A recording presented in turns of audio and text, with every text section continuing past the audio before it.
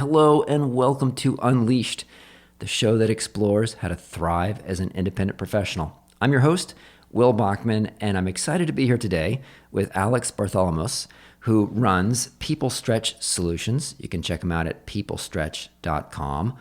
Alex, welcome to the show. Thanks, Will. It's great to be here, and I'm already excited just because of our Latin connection. So I'm excited for us to get going today. Alex is referring to the fact that my wife is Peruana and we travel to Peru and Latin America all the time. And Alex is from Chile. Uh, Alex, you have gone backwards in life. So a lot of consultants dream about maybe retiring and entering the wine business. And you started in the wine business and ended up in consulting. So tell us a little bit about how you joined the family wine business. You grew it, and just tell us a little bit about that, about your life as an importer before you became a consultant. Yeah, so my dad came to the States in the late 60s and did a couple of different jobs, but he landed in the hotel business in the Washington, D.C. area. And in 1977, someone said, Alfredo, you're from Chile, you should start importing wines. So he actually had our first wine import business. He was a partner in one from 77 to 84, and he found that that partnership didn't work out for him. So he started kind of the family business in 1985. And so he dragged us all in when I was in high school, worked in the warehouse. So I was lucky enough to go to college, attended the College of William and Mary, and upon graduation, joined the family business. And that was an exciting ride because when I graduated college in '94, the company was only doing $1 million in revenue. And so, over the next 15 years, we grew it from a million to 37 million before we had an exit in 2009. And so that journey, I was very fortunate because, early in, because of some challenges with my mom's health, my dad really didn't want to run the business. He wanted to kind of be with her and kind of focus on the things that he liked. He didn't really enjoy running the business. So getting the keys to run the business was a great opportunity. Oftentimes in family businesses, succession planning is actually a big problem. And so I was able to have the ability to make decisions at a very young age. I was in my mid 20s. And so that afforded me an opportunity to practice decision making and especially some pretty complex decisions ranging from when to hire, when to restructure sales, how to evolve our contracts, how to change our strategy, have a go-to-market strategy with different suppliers. So that exposed me to a bunch of different things, some of which I'd been exposed to in undergraduate business school, but a lot of things that I had to go out and consume knowledge. So I was very fortunate to have a broad set of mentors, some great sources of knowledge through independent consultants. And so I had a journey which I was able to be exposed to probably the thing that I was the most passionate about was just people and how to make people more successful on the sales side, how to make people more successful on the leadership side, and also how to leverage technology to make people more successful. So, the big technology that I felt like we were doing for a small to mid-sized companies that was a lot different is just how to mine data in a very convoluted channel. In the United States, wine is sold through the three-tier system. So as an importer, I had to I had to buy wine from a country like Chile, a winery, and I had to import it. I would then need to sell it to a distributor in, let's say, the state of New York. And because of the laws in the state of New York, that distributor, there were some distributors who also operated in other states, but generally you had to have a distributor per state. And so that made it very challenging to then work with different distributors, different states, helping them sell the wine to retailers or restaurants and ultimately to the end consumer. And so the complexity of the wine business taught me and forced us, if we wanted to grow, we had to adopt a lot of core competencies.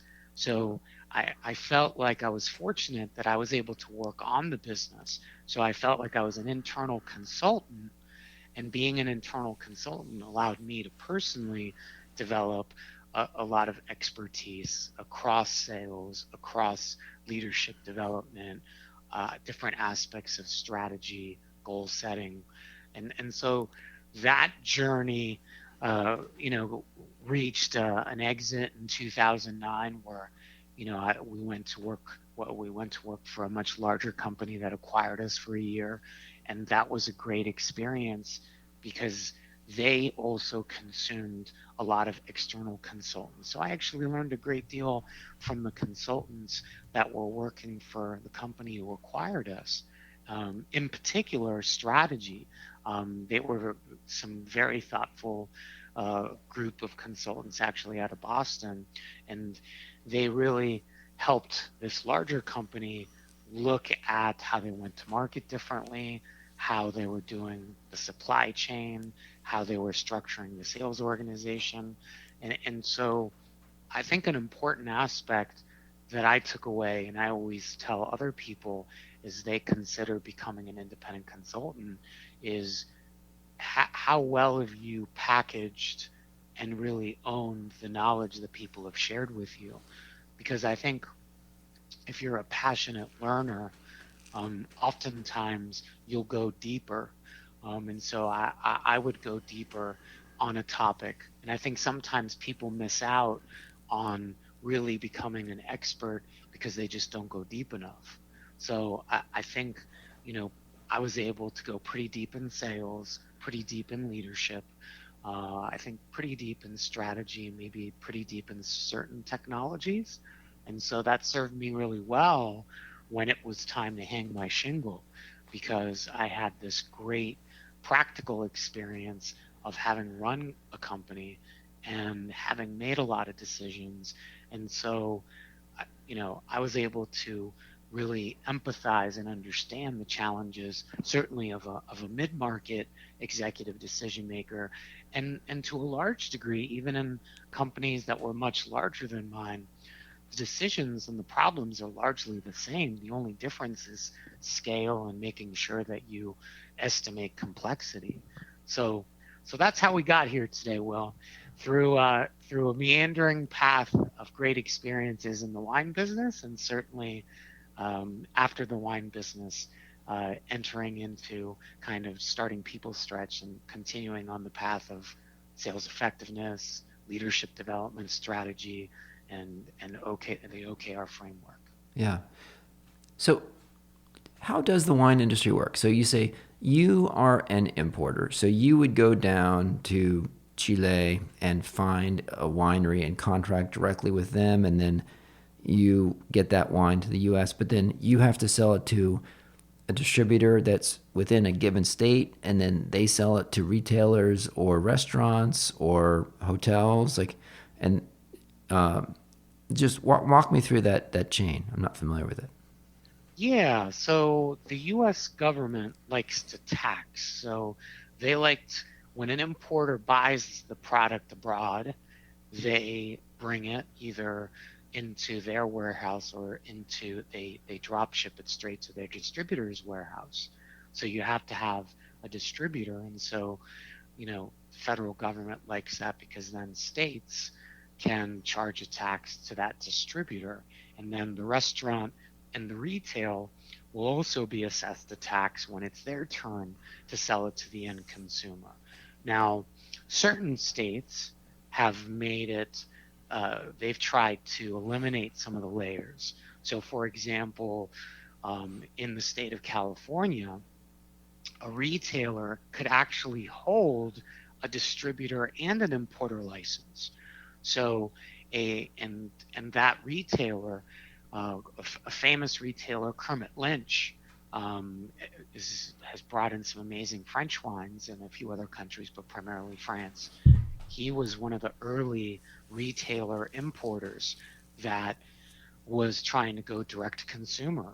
And so the industry is has done its best to nurture that, but the legalities in states tries to at least preserve some of those layers so there can be, taxation and regulation. Taxation and regulation, because, given the alcohol, I think people generally like to try to regulate it as maybe more than less. But I think that's starting to change.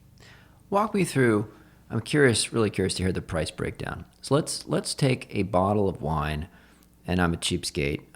I stopped drinking alcohol about a year ago, but let's say when I was still buying wine. So let's say a bottle of wine, I buy a $10 bottle of wine. Okay, so at retail, right? So that $10 bottle of wine at retail. Walk me through the whole kind of price sequence. What would the actual winery in Chile receive for that $10 bottle of wine? What does the winery get? Anywhere from as little as $3 to as much as $4. Okay, $3 or $4. So the Yeah. importer pays $3 or $4, and then it gets to the U.S.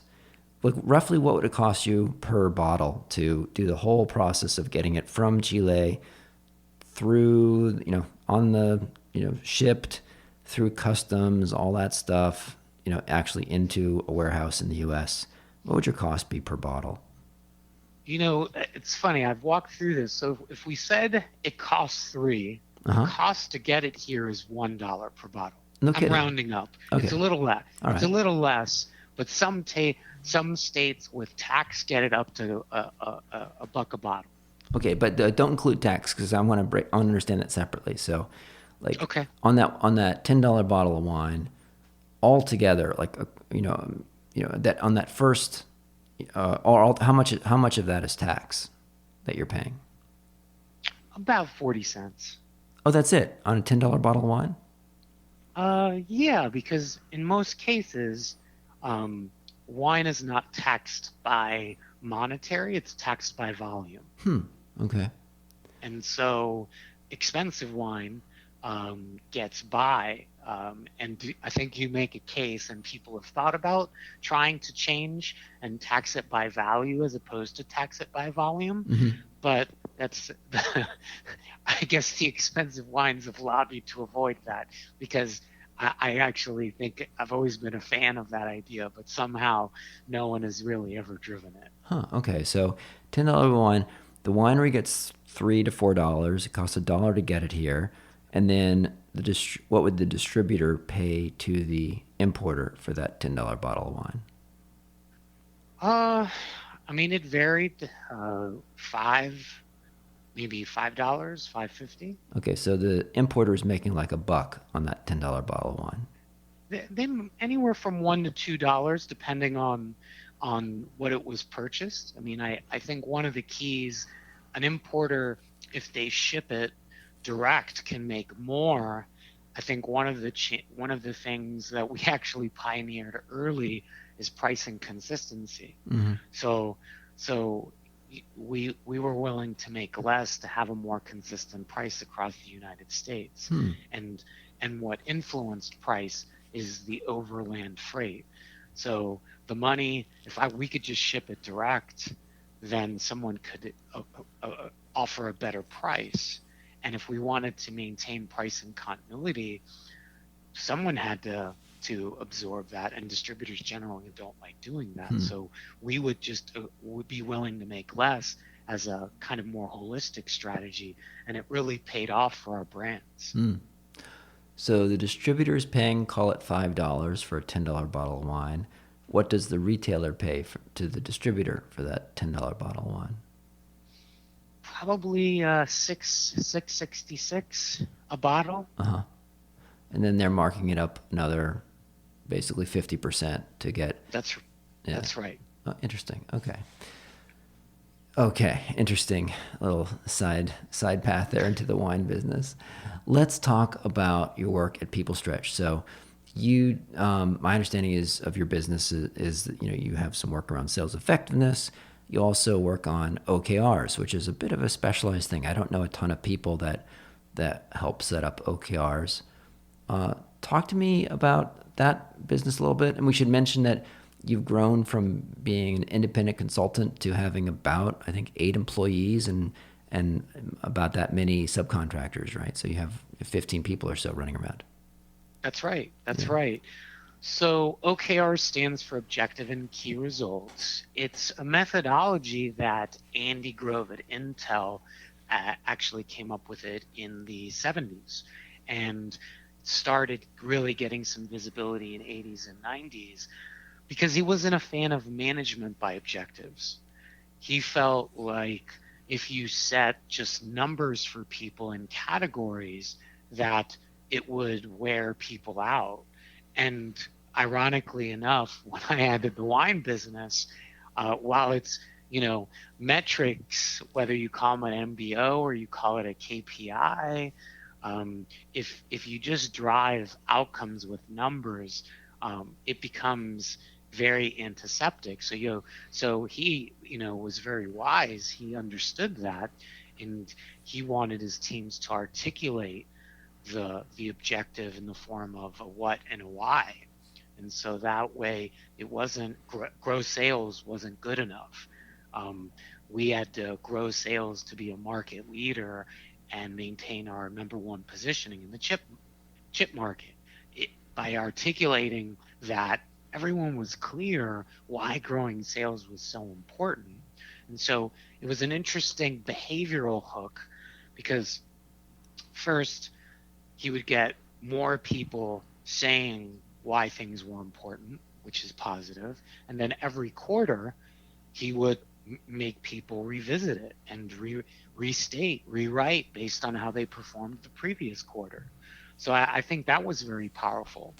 The other thing, he didn't let numbers go away. Numbers are key results. But what he wanted people to be aggressive yet realistic. And so on a quarter to quarter basis, he found people, it was very easy to get complacent. And so what he wanted people to get out of their comfort zone. And he wanted people to say, okay, what did I do before? And how can I attempt to push the envelope a little more next quarter? Mm-hmm. And so I think he was always really good about pushing his people, but knowing he could only push so far. So I guess I'm not quite clear.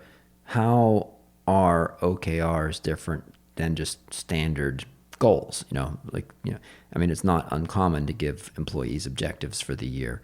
So can you give us a few more examples of OKRs or explain how they're different than just sort of the typical objectives that people are given? And yeah. Yeah. So oftentimes when people set goals, the they will a lot of leaders tend to be driven by efficiency. So they might use the SMART goal methodology, like specific, measurable, attainable, realistic, have a time bound. And so one of the things about OKRs that Grove and others have really been fans of is that there's a certain inspirational and aspirational aspect of OKRs. So I think that that's an important difference. In a lot of cases, we find that the SMART methodology aligns well to the key result aspect, but really pushing, challenging a leader to articulate a goal, a lot of people struggle with that. And so people will always, when they go to set goals, it will be generally simple and oftentimes maybe antiseptic and not get anyone excited. So I think with OKRs, now that doesn't mean anybody can set a goal, and how can you make it more inspirational and aspirational? OKRs it's just built in programmatically. So an organization, when they adopt it, they're always practicing. A lot of organizations that have that built-in structure, then only the more progressive, ambitious leaders and employees will gravitate towards that practice just intuitively. And I think more companies have said, okay, smart, ambitious people, the top 20% would get there on their own, regardless of the system. It's the remaining 80%. How do you help them mobilize? And so OKRs, I feel, really makes a huge impact for the 80%, because the 80-20 rule, that 20% that's doing 80% of the work, that proves itself out time and time again. But if you can help an organization with the to get a better result from the other 80%, a systematic process like the OKR framework has that impact. There are others as well, but as you can imagine, I'm a little partial to OKRs, given I think the balance between there's a lot of flexibility with OKRs, and I think it's an agile framework, in the sense of it being light, and companies of all sizes being able to use it. Okay. So maybe give me some more examples because I still don't quite get exactly what they, I don't have this intuitive feel for it yet. So maybe for a CEO or a COO or a VP of finance or a director of accounts receivable, maybe for a few different levels of an organization, can you give me what an example of an OKR would be? Yeah. So from at a top level, let's say thematically, an organization wants to focus on people. So and a lot of times the people they think about people. They're thinking, okay, attract, retain good people, and then they immediately go into measurements. How many people do we need to hire? How many people do we? What's our churn rate? And the missing piece is that statement that is a guiding light to its leaders. So a sample OKR at the top level is engage employees through learning and development, career opportunities, and create an inclusive culture. So we've made an objective at the top, and we might measure it with some of the things that we measured. And so let's say the churn rate is going to be measured, the number of net employee hires is going to be measured. And so at the next level down, there might be a fast growth department. So for example, we work a lot in SaaS. So the CTO generally has a lot of pressure to be adding to keep up with growth. And so he or she are going to then craft something around how do they add people, how do they ramp them up faster, how do they develop them in order to improve development performance. And so it's all people centric, and it's trying to align to that, engage employees through learning and development, career opportunities. Does that give you a little bit more texture? Yeah, that's helpful. Um, so but maybe just give me a couple more examples, like to really help bring it home, so I can. I want to start like kind of getting a feel for how these are different than just like a normal objective. Like if I didn't have OKR training and I was just at a company assigning annual objectives, I might. It feels like I might have come up with something kind of similar. Like, okay, you're the head of HR. You're responsible for reducing churn and creating a great culture and developing people with the skills we need and having good benefits. And I mean, it just seems like those would be kind of straightforward. I don't quite get what is so distinctive yet about OKRs. No problem. So the difference in OKRs, in from comparing it to other types of goals, is is nuanced. So if we look at IT, let's say IT help desk, and there's a IT services company, and one of the things that they do is IT help desk. And so the CEO wanted to make sure that they were surprising and delighting their customers with the best in class service. And so that means different things for the consultants who have to go on site to perform work versus what's going on at their call center. And so the SVP of ops that manages the call center will be looking at me at Net Promoter Score. And then through OKRs, I think what you're presuming, Will, is that organizations, one, are organized in making sure that everyone has goals aligned to a theme. Generally, organizations where they struggle, the goals are similar. So an OKR in and of itself, if you compare it, it's not that different. It's not that different.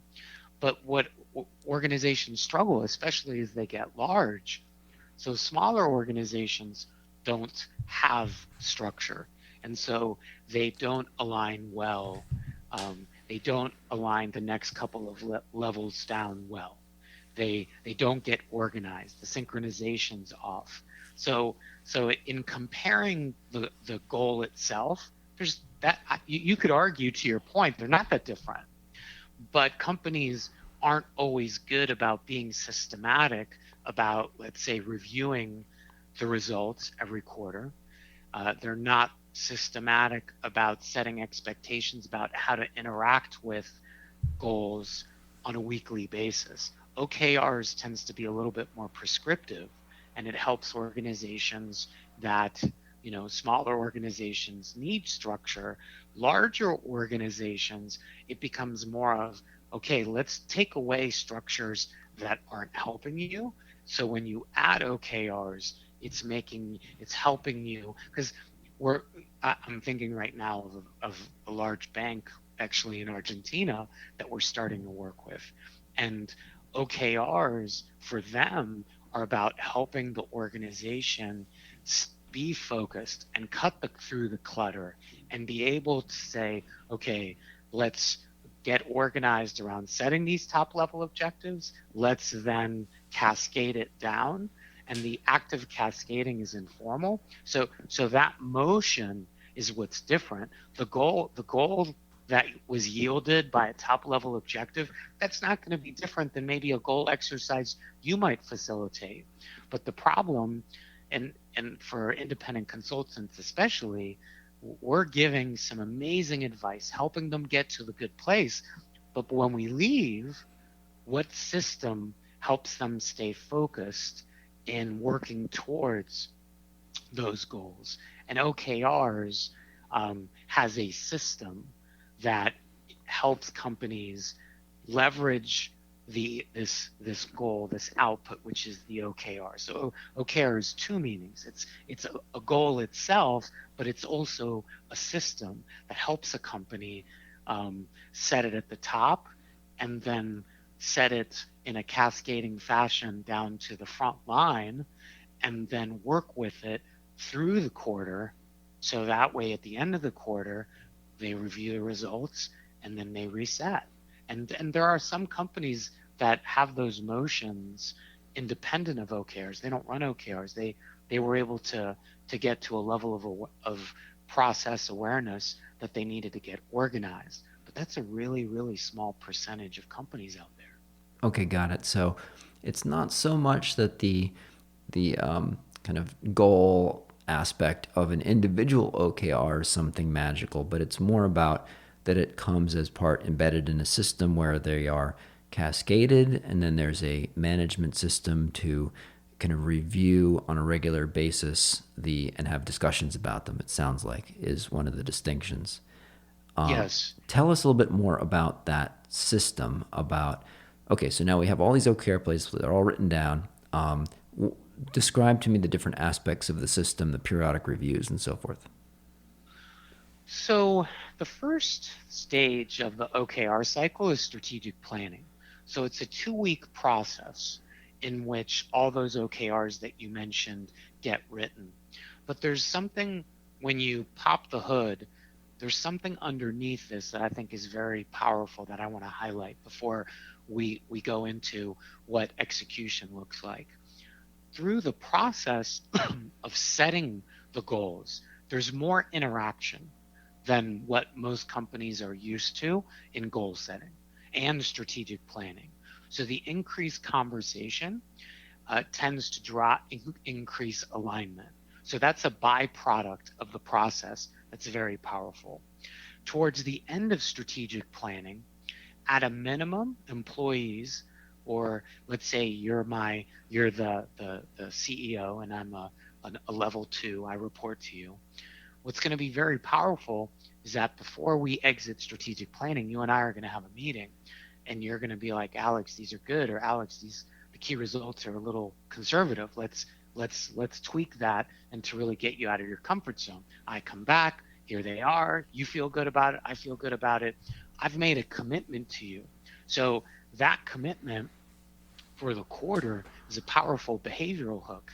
And so companies aren't good at securing these small commitments. It's just, there's a small percent that are, but there's a large percent that just aren't, because they kind of expect it. There's an implicit understanding that, hey, I work for you, I should be doing this. But if you secure this commitment, you've increased the probability that I'm going to deliver. And so OKRs systematically drive that. The other thing that we encourage our clients to do in OKRs is to do a group share of what everyone is doing. So that transparency, that everyone sees what I've committed to, and I get to see what everyone else is committed to, that is very powerful. A lot of organizations don't have that transparency. So OKRs forces this to be far more transparent and far more steps to drive greater commitment. And so that's huge. Now, the unintended consequence of the transparency is a company's forced to deal with dysfunction and problems it's had, because it becomes very apparent who is performing and who isn't. It's apparent which departments are collaborating with one another and who aren't, because of that transparency. And so now to your question, when an organization exits strategic planning, it roughly has 9 to 10 weeks to work on this before the final week of the quarter, or a retrospective will take place. So in those 9 to 10 weeks, organizations tend to not have the best cadence. So are there some organizations that are good about having a weekly leadership team meeting and weekly one-on-ones? There are some. What we've seen in the pandemic is the frequency of meetings has gone in the opposite direction. And so when the leadership team maybe is only getting together twice a month or even once a month, and then one-on-ones have been scaled to back to either bi-weekly or even monthly, the ability for you, if I was reporting to you, for you to interact with me, to hold me accountable and help me stay focused, that's just, it's just it goes down. Now, in organizations, the top 20% don't need that. It's the 80% that this prescribed focus, interaction around the goals helps to extract a better performance. So that's where I try to get leaders to focus on. It's like the people at the top, they like it just because the top 20% appreciate it because of its efficacy, but they would be successful with or without it. It's the 80% that need the structure on a week in, week out basis that really tend to do well. And then the last piece is the retrospective. I know that you've got a fair amount of experience with technology, and you've sat in retrospectives on the tech side with agile teams. Outside of the software development world, the concept of a retrospective, it's not as common with any level of consistency. There's certainly look backs, postmortems. That meeting has different names in every organization, but most organizations just don't do them with the frequency that they could or should. So the OKRs tends to be, formulaic, and you have to do it. You have to do it at all levels. And by doing it, we go back to the behavioral hook. So one important behavioral hook from a performance perspective is an organization is nurturing the sense of accomplishment of its team more frequently and systematically. So that's very positive. If you're working on a goal, it's very unsatisfying at the end of the first quarter. I might be ahead, but I'm ahead. I didn't hit what I needed to hit. And so, science tells us that, you know, if I reach a goal, that's a great dopamine hit, and that gives me more focus. It tends to drive things. So that that quarterly sense of accomplishment, that's what I think is another benefit. Additionally, when people learn from the things that they fell short, I mean, as human beings, we tend to be intuitive and self-correcting more than people realize. And so, when they roll out of bed, most people want to do their best. And so, a retrospective is a good ritual that the process of getting ready and then doing it is very insightful in terms of not just what you did well, but learning from what you didn't. And I think without going down the self-actualization rabbit hole on a Friday morning, I think learning and being introspective is very powerful. So that's another benefit of the retrospective. Fantastic. Well, this has been a great overview of OKRs. Alex, if a listener wants to follow up with you or learn a little bit more about your firm, where would you point them online? I would say look me up on LinkedIn or visit us at peoplestretch.com. You can drop us an email. Those are the two best ways. Look me up on LinkedIn, Alex P. Bartholomaus, or go to www.peoplestretch.com. Fantastic. And we will include those links in the show notes. And listeners, if you're new to the show, you can go to umbrex.com, click on the Unleash tab, and you can sign up for a weekly email where I'll tell you about all the most recent episodes. We occasionally have some bonus material in there. And if you don't want to listen to every episode of Unleashed, you can get at the summaries and pick and choose the ones that are interesting to you. Alex, this has been a great discussion. Thanks so much for joining today. Well, it was a pleasure. I look forward to more Latin conversations in the future. Sounds good.